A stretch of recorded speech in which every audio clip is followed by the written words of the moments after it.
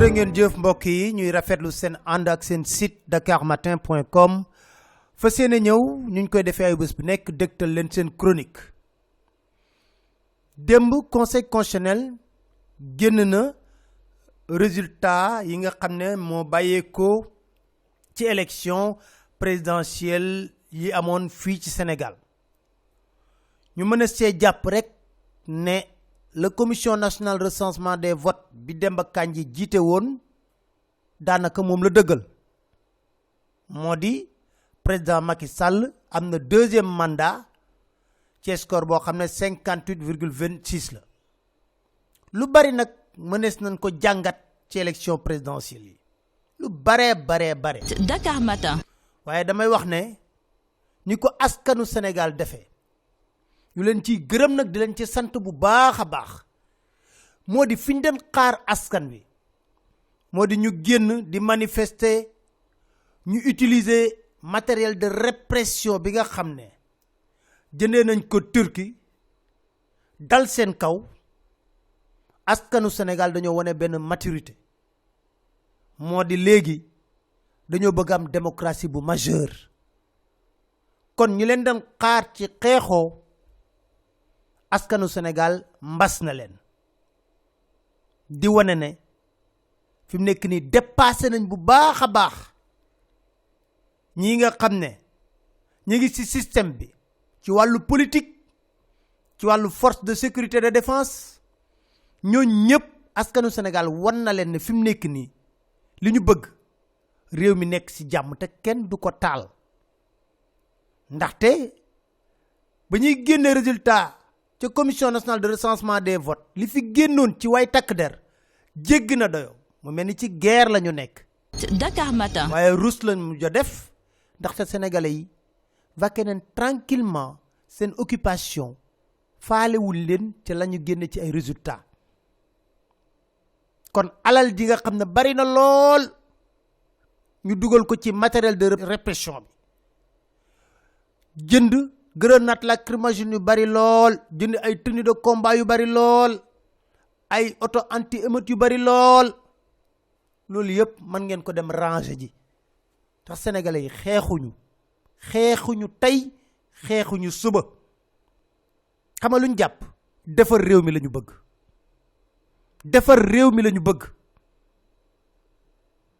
juge bu leen doon xaar ci xeexoo mën ngaa dem toog soxlatu ñuy garder benn juge wala di mobiliser kaaraange goo xam ne dafay jéggi dayoo déedéet sénégalais yi fas yéene wuñ xeex ak kenn seen réew moo leen ñor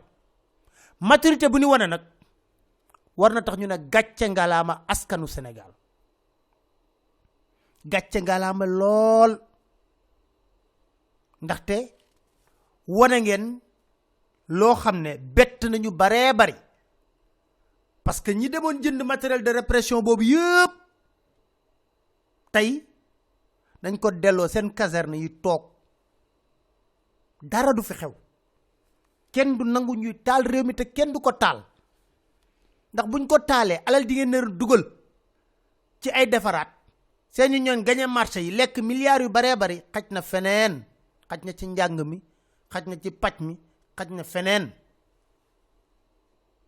kon may wax ne nañu d'accord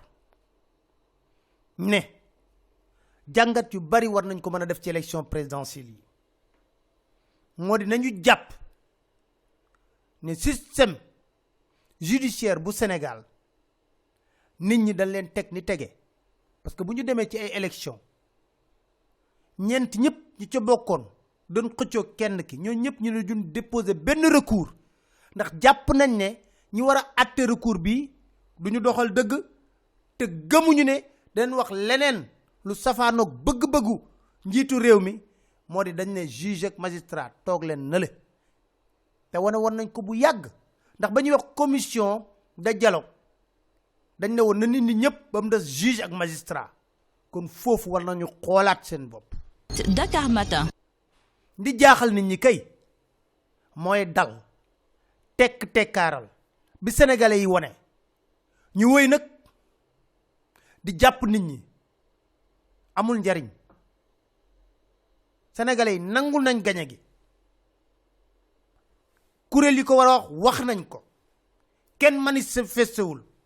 ñëpp ñi ngi toog jàpp seen morsa njàmbur di seetaan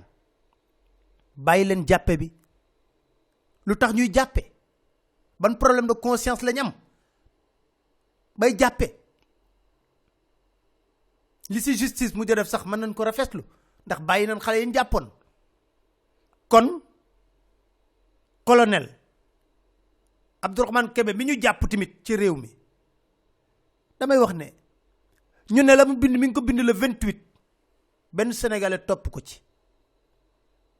kenn déggalu ko ci la mu wax sénégalais yi toog seen kër le 3 nga doog koo jàpp ba pare nag di wut ay lay yoo ko tegal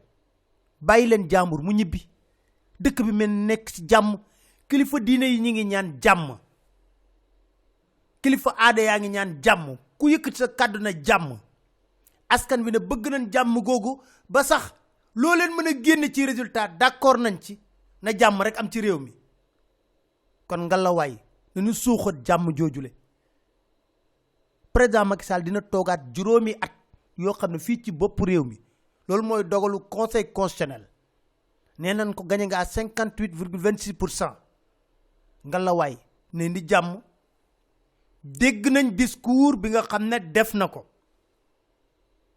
mu nekk un discours apaisant bu bëgg a projeté wu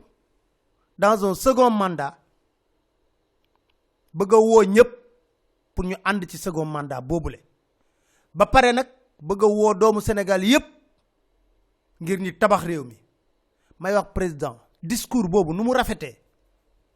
yàlla na ci jëf yi topp parce que xeetu discours bëpp dégg nañ ko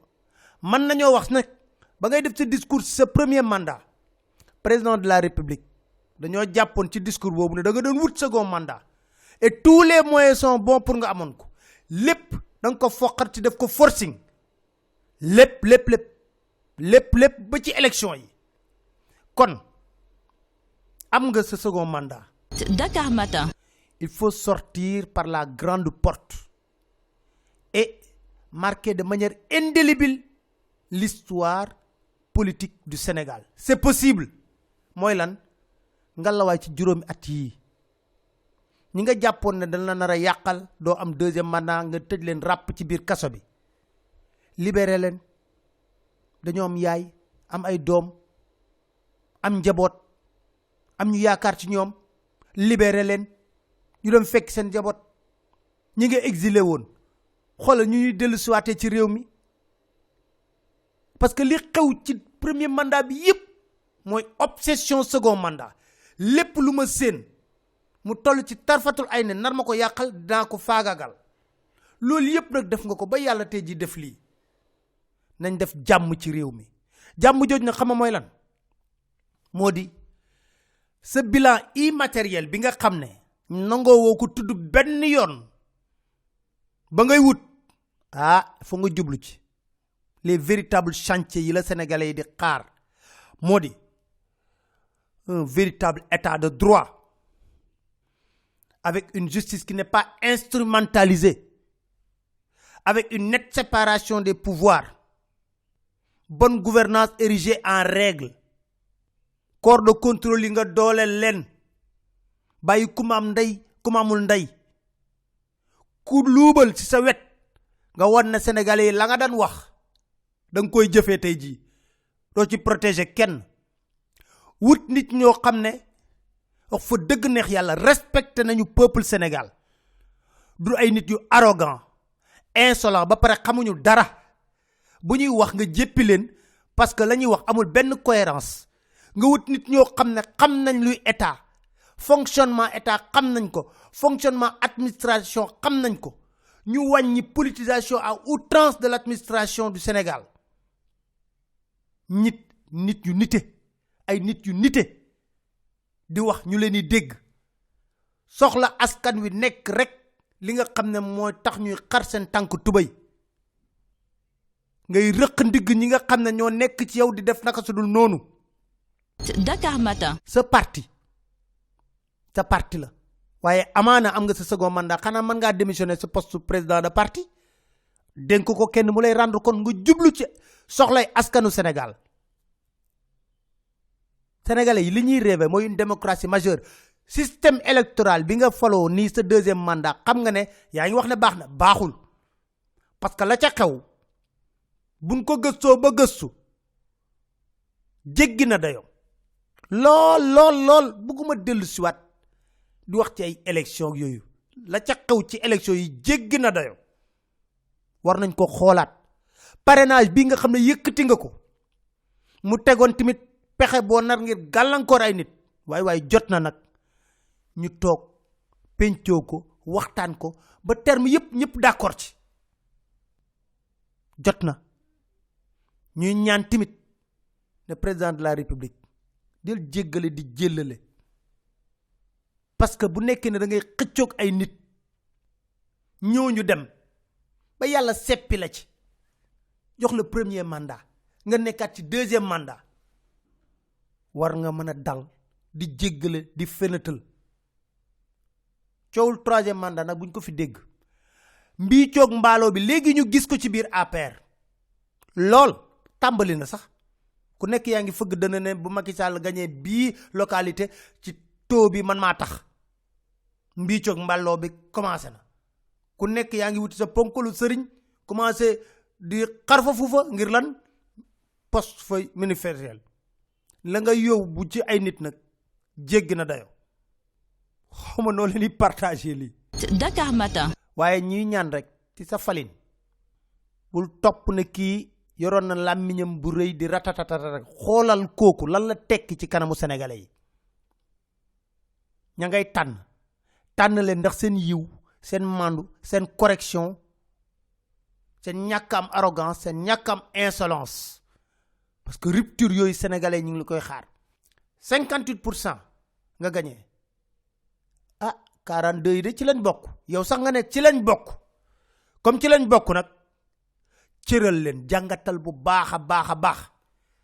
te ku mën a jàngat élection pexe yi administration territoriale teg direction générale des élections sa ñaari note yi nga génne ci jour vote bi ba mu jur lu mu jur loolu yëpp nag boo ko toogee il faut avoir la lucidité d'esprit ba jàngat bu baax a baax ban message la askanu Sénégal wax nga jéem a réconcilier avec la jeunesse mooy jeunes yi mënuñoo gis ñu ne président bu jeune lañ am ay màgget yu xubidaas yoo xam ne instant bi dañoo war a toogi seen kër wër ko nag Dakar Matin. di gérer seen carrière politique gérer tun Sénégal ñoratu leen faalewu leen seen famille la ñuy gérer ak seen carrière politique fin de carrière sax lañ war a wax ñooñu ngalawaay nañ wax askanu Sénégal lu ñu soxla ñu cotiser jox leen ko ñu dem noppalu ji ñu gérer suñu dëkk jot na nag ñu gis au moins la jeunesse au pouvoir jot na au moins ñu accompagner la pour 5 ans yi génnin bi rafet kàddu yooyu la ñu bëggoon a yëkkati tey jii di wax ne chronique bii nag daanaka mooy chronique bu mujj bu ñu nar a def ndaxte dinañ jël lu toll ci weer ak genn wàll wala ñaari weer sax yoo xam ne dañuy noppalu ji may tamit le nouveau pouvoir installé wu le 2 incha allah le président Macky Sall war a def prestation de serment le 3 premier discours à la nation en tant que nouveau président de la République le 4 défilé wala prise d'armes kenn xamagul ban la ciy def bu ñu defee loolu nag ba xool formation nouveau gouvernement bi ba bàyyi leen ñu commencé nag liggéey ñu commencé nag ñun tamit tàmbaliwaat liggéey bi nekk ay sentinelle di wax rek ne fi mu nekk nii ñu ngi sant di gërëm ñëpp bu baax a baax di wax ne yëkkatiw nay kàddu ngir attaquer nit taxuñoo jóg Sénégal rek la ñu jiital ci lépp mu ñor na ci anam bu mu gën a sellee nit feesatul suñu bët ndaxte gis nañ bu ne kon di sant di gërëm ñëpp di leen dig daje rek à la reprise incha allah seen site Dakar Matin.